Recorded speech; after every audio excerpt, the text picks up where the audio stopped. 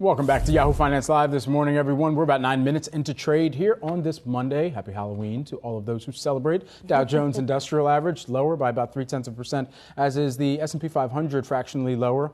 And taking a look at some of this early activity in the markets, we've got Yahoo Finance's own Jared Blikre standing by at the Wi-Fi Interactive. Jared? I celebrate, Brad. Thank you for that. Let's take a look at what's going on in the markets. A little bit of a downdraft to start this week and also the last day of October. And seasonality favors the bulls from here on and out. Best 6 months of the year. We've heard a little bit about that. Actually started in October. But here's what has happened month to date in the indices. First of all, we have energy. That is soaring. That's up 24%. We're going to take a look at futures in a little bit, but then you have industrials, financials, those are up more than 10%, materials right there with it. Healthcare also up more than 9% along with staples. So that's a pretty robust month. And I was looking at the Dow. This is the best October going back to the beginning of my data in 1920, and yet it's only the best NASDAQ since last year. So that gives you an idea of the bifurcation that we've seen in this market.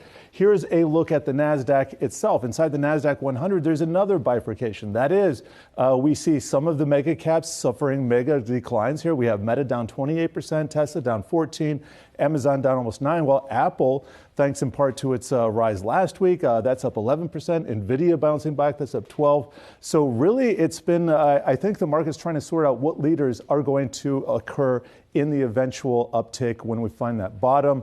Do people think it's in right now? Some people do, some people don't.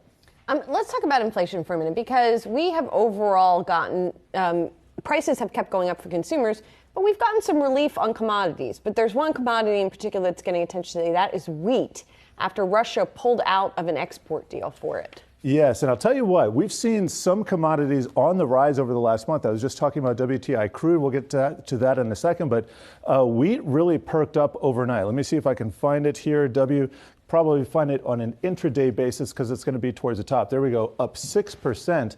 Now, let me just show you a 3-year chart so we can see what happened at the beginning of COVID. Now, we didn't really get much of a response in wheat the way we did with some other commodities like lumber, just skyrocketing on a virtual roller coaster there.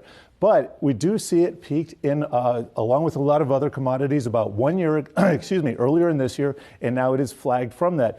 Are commodities on the rise? I'll tell you, the U.S. dollar index has been down over the last month. Should it perk up again, that would probably put a lid on this, but it is extended. It is overextended, and there's lots of conjecture about central banks intervening over in China and also Japan. So if that happens, U.S. dollar takes a tumble, we could see the rise in a lot of these commodities. That affects prices all over the place, guys. Expert wheat analysis, Jared Blikre. Thank you so much. Thank you.